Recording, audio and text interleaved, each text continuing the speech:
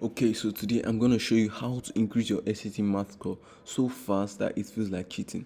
To be honest, you really don't need any score improvement video after this.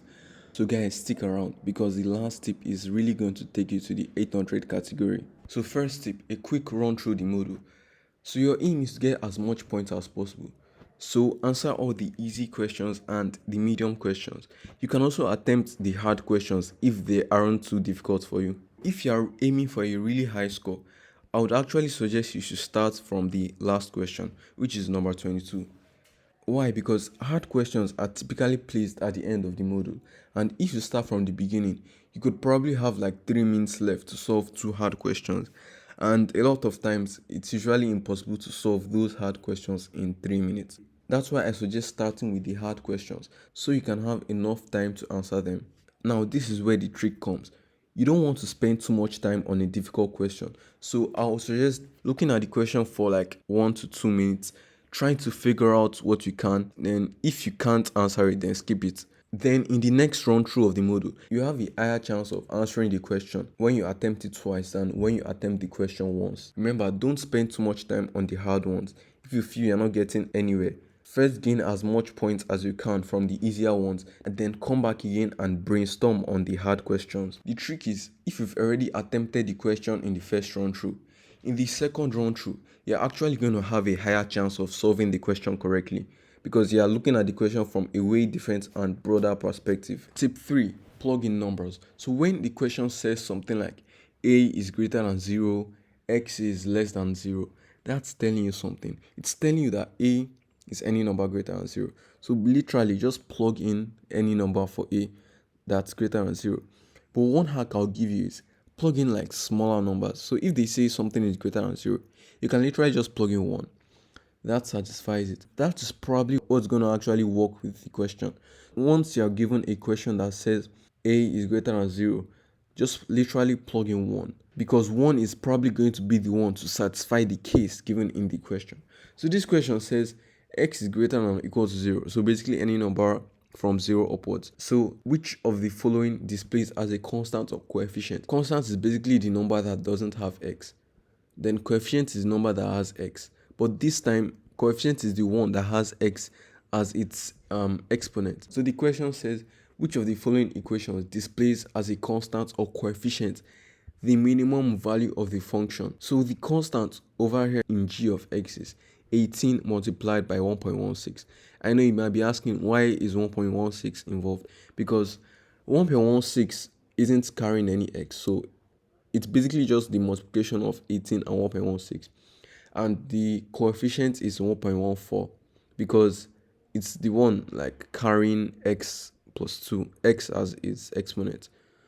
Why for h of x, the constant over there is 18 also, and the coefficient over there is still 1.4. So since we're looking for the minimum value for the function, we'd also want to look for the minimum value for x. So since x is 0 upwards, we want to plug in the lowest possible value for x that still sort of satisfies this argument. So the lowest value is actually still 0. So we're going to plug in 0 over here. Now for g of x, when we plug in 0, we're going to get 18 multiplied by 1.16 multiplied by 1.4 to the power of 2 since we substituted 0. Now is it going to be equal to 18? Definitely not. It's going to be a number greater than 18. Let's say like 20 something. Now as a coefficient, is it going to equal to 1.4? So 1.4 is definitely not going to be equal to the product of the whole line. So yeah, definitely g of x is out of it. So let's look at h of x. Well, if we plug in 0, we're going to have 18 multiplied by 1.4 to the power of 4. So as a constant, is it equal to 18? Definitely not, because 18 is definitely not equal to the product of the whole line. The product of the whole line could be like 25, I don't know. So it's definitely not equal. Then let's check as a constant. As a constant, 1.4, is it equal to the product of the whole line in h of x? Definitely not. So the answer is neither I or nor I.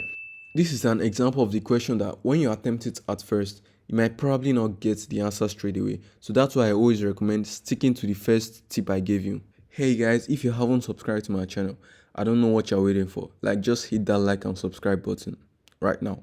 The more you replicate, the less anxiety you get. Like, seriously, I personally use this trick to increase my math score by 140 points. Open your ears and listen carefully.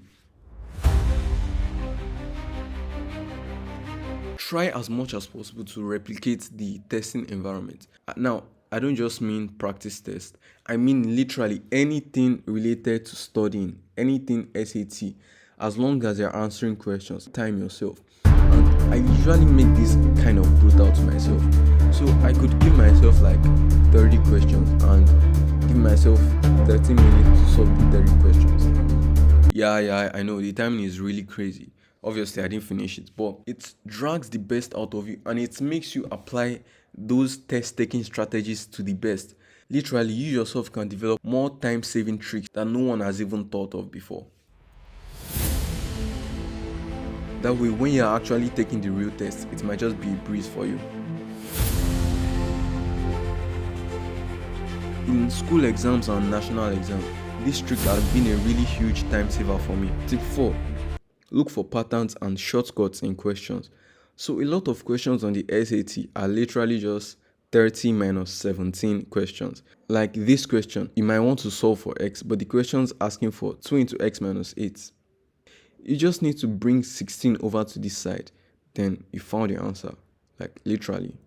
But the more you answer questions, the more you're better at it. So keep practicing. Tip 5. Now this is the bridge between you and an 800 math score.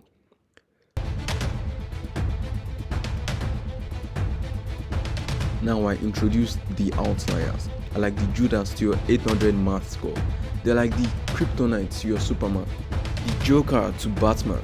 I can keep mentioning, but you know what I mean. Yeah, let's be honest. There's one common thing about these kind of questions. They are crazy. I mean, it's either they have like 5 constants or they are crazy long, like even longer than a reading passage. But these questions test your understanding of the SAT math. They test how deep you understand the content. Now, these kind of questions have no hacks. I'm going to show you how to tackle those kind of questions like they offended you personally. So first thing, try and find a connecting idea in the question. That's why I always recommend doing at least 2 run-throughs of the module. In the first run-through, you can look at the question, try and find a connecting idea. But then in the second run-through, you're going to have a higher chance of seeing the question from another perspective and reading in between the lines and possibly answer the question they're asking. So try practicing these kind of tough questions as much as possible so you can screenshot a tough problem you encountered and give it to ChatGPT. Tell it to generate 10 more SAT style questions similar to it. Bonus tip: take note of the questions you get wrong regularly on the SAT and practice them like they owe you money. That way you can sharpen your ability to solve those kind of questions more. And if you need more help on the SAT, feel free to DM me.